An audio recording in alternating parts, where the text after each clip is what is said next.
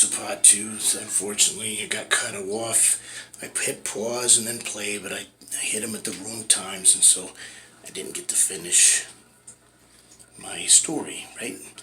So this part of the story is the most ridiculous because it got me in trouble, right? What I was talking about with the whole denim and leather and muscling up and trying to combo them together, right?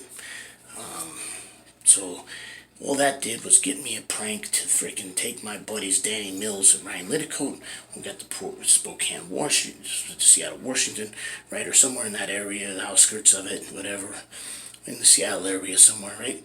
And we said to the guy at the 7-Eleven, hey, we're looking to have a good time. I'm trying to get my buddies hooked up. We're trying to find some nice girls, like dance, play around, you know, have fun dancing, things like that, right? Didn't have to be, you know, anything other than just that, hanging out and dancing and stuff. Yeah, buddy? Mommy said hurry up. Yep, alright, I would have been done already, but I ended up hitting the pause button and then hitting the stop button instead of the play button, so I have to do it over again. Give me 2 minutes, I'm almost done. Oh, shit, see, there I forget to hit the pause button, so anyways, so we go to this place and he writes the thing down, right? He writes it down, he hands it to me. I'm like, okay, great. We're in business over here. Didn't bother to look at the title. It might have tipped me off, right? So I give Mills the address, right? And so we go to this place. We pull up. He's like, dude, you sure this is a good place to go? I said, dude, I don't know. I just fucking asked the people of Seattle. Gas station is down in there. But, yeah, just asking people in Seattle what the place to go would be, right? And they recommended this place. It's like, all right, I don't know about this, right? Relax. It's supposed to be good. If it's not, we'll go bada bing, bada boom, we'll go somewhere else. Fair enough? So we get in there, and first thing I notice is fucking, well, there ain't too many people in here, but, pretty late. Not too late yet. Still pretty early. Still gonna be surprised at people rolling in. And, but I was just noticing the lack of females, right? I go, God dang, this place is not what I was hoping it'd be. It's not even very many people, and there are all guys in there, right? The girls must be late. And maybe it's the ladies' night, maybe it's the guys get a discount or something. I don't know what's going on, right? And so we're waiting around. Mills fucking goes to the shower room for the bathroom for something, to go take a pee or something, and Litticoat's over there ordering drinks, and I'm freaking over here deep in thought. This guy is trying to think if this is really the place to be or should go somewhere else, right? Because I'm getting impatient with the lack of gals, right? So I'm drinking, and this guy comes over. I think I'm drinking water, right? I think it's a fucking DD that night. And he's asking me a couple of questions. I said, yeah, I trained really hard today, and now I'm out with so I'm trying to get big because I feel like I'm too small, right? And so I'm trying to get bigger. And right now, I'm just partying with my buddies, right? We're trying to get some, party with some good-looking gals, like drink or dance or whatever, right? And I said, you know of anybody who would maybe, we're looking maybe for somebody who might want to hook up with some good-looking guys, right? So I'm partying with my buddies. And so I guess he dismissed all that I had said about the gals and just thought about the guys, right? Because he goes, man, might be able to arrange that, right? He goes, oh, you don't look small to me. I'm like, because the dude was looking me up and down like a fucking meatball, right? What the fuck is up with this, guys? This is not normal, right? It's not a normal way to look at a guy, right? This is kind of creepy, right? Just give me my space here for a minute, right? That's what I'm thinking in my head. And they come back over, they're like, dude, that guy had left, finally. And my buddies were like, dude, you sure this is the right place with the Blue Dolphin, is it? I said, dude, I don't know, this is not cool. I think we might have ended up at a gay bar. I should have maybe thought that maybe Blue Dolphin would tip it off. That saw the thing was, I didn't notice it on the paper, but I noticed it up there, right? You notice it in the car, right? Yeah, so I think we'll take a rain check on this place and maybe not come back again, but we'll go somewhere else. And maybe if it fills up with girls later on down the road, maybe come here. But I don't think it's that kind of bar, guys. I think we goofed. I think we've been pranked by that fucker, right? And before I actually even said that, I had actually thought, man, I ain't taking the Seattle people's recommendation for nothing no more. Then I started thinking about it a few minutes later. We're the victim of a practical joke. That was a pretty good one, but it ain't funny right now. We're in it. I'll laugh about it tomorrow, right? So we go, and we did end up having some fun, and danced with a couple of gals, and I went home with them, and that's a whole other story. Just laughing and joking and talking and things like that. And then left the next morning, right? There was a little more to it, but not much, right? Mostly was just a weird night. But anyhow, we I guess since this is a 2-video party, anyways, I could say what happened. So I guess the two of us, were supposed to hook up at least, because there's only 2 gals, so probably not more than 2, right? But the gal that we thought like Danny, all of a sudden she didn't like Danny, and so it's like, she's going, no, stop, get off me. And Mills, he's like, all right. He comes out of the shower, out of the bedroom, and so obviously we misread that one, and then so we go, and then we thought Brian Lidico was going to get laid, and then Brian Lidico passed out, got tired, and went to sleep, and I'm not sure who the girl liked or whatever, but then, I don't know, one thing led to another. I was going to go to bed in another room, and she said, why don't you just stay in here with me for a while, we'll talk. And I was like, all right, that's fine, we'll talk. And then next thing we know, more than just talk, and then the next day we all left, and it was what it was, right? And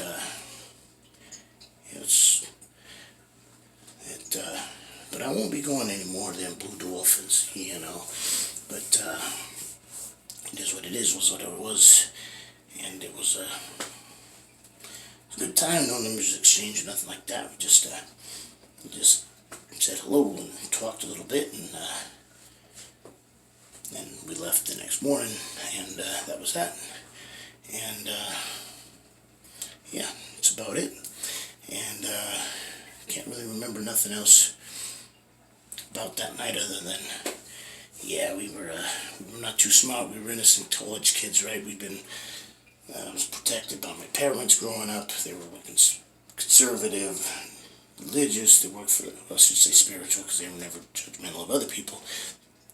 Excuse me. They just kept my happy ass in line, my little brothers. And then poor Ryan, his parents were very, very strict Catholic. Like Catholics, Baptists, right? Baptists are very, very strict. A lot of them, most of them, that I came across anyways. And then you got Mills, and his parents were fairly strict as well. And they were less of the 3, but they were still kept Danny in line, at least through high school anyways. So, we get out of high school like, ooh, party, fun, whatever, right? And then we kind of realize, well, we got to have some kind of boundaries and restrictions and conservative type measures for ourselves, because we can't just go crazy all the time, because it's going to have consequences, right? So you got to be disciplined and behaved and well-mannered in public. You can't be a jackass, right? And sometimes it takes learning the hard way, getting or in my case, a destruction of property charge, right, to start behaving myself better, not being a jackass in public, and so on and so forth. And I learned that, and I was never a jackass in public again. It was not until 2001, though, so I did have a little reign of where I was ornery, but it would only be here once in a while. It wouldn't be like every time, right? It'd be like once a year or something. I'd go out and break something, or tip over a car, or, move a car, move it into 2 parking spots, and you get a parking ticket the next day sometimes, and just little practical jokes like that.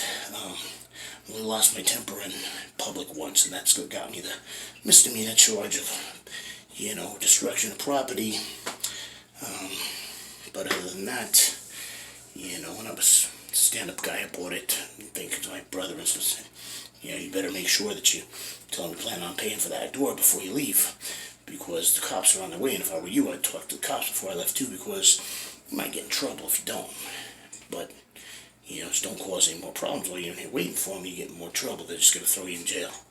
I said, fair enough. So I went in, I said, apologize. She said, okay, well, police were on their way. And I said, okay, that's no problem. I'll talk to the police because I need to pay for that door. And she said, I appreciate that. And so, but if you could please wait outside, that'd be better, right? I said, not a problem, I understand, I deserve that, right? So I went outside and waited for the police officers. I said, hey, how you doing? Here's the situation. I broke the door, got mad at my buddy. He's calling me small and making me mad, so I slammed him up against the wall. I pretended to punch him, but I didn't hurt him. And then I hit the door a couple times against the wall. I didn't mean to break it. I was mad at my friend, right? Just showing what I could do to him if he made me a little bit more mad. But, I was more playing around, even though I was a little upset. But it wasn't my intention to break the door, but it's broken and I'll pay for it, right? I said, all right, we appreciate that, it probably would just be a misdemeanor charge, and if the damage is over X amount, it'd probably be a felony, but it'll probably be less than that. Usually it's got to be $1,000 or more. We're looking at probably $200 to $700 for the door, because $700, so it was a misdemeanor. He's right. And he goes, be like you were with us, be a square away guy, stand up guy, don't be a jackass. We thought, that's why we got 5 hot cop cars here. She said you were pretty big guy, and we got here and you were like 4 times the size of what we expected, even though she warned us. He goes, thank God you're not being violent over here, right? Would have been bad for everybody. And I said, well, it would have ended badly for me because I'm not as dumb as I look, smart guy. 5 cars, cop cars with tasers and, everything else. I'm pretty sure you would have had the upper hand. You guys would have won, right? And then that's more charges on me. I ain't about that. I know you guys had a job to do. I'm military myself. I was supposed to have drill this weekend.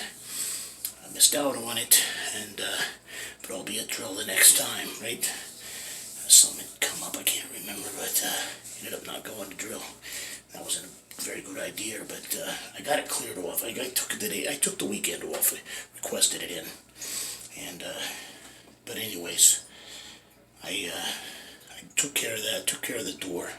Long story short, and done deal, right? And that was one of the only things on my record, right? Another one was stored out as a felony, but it got down to a misdemeanor, and that's what I've got now.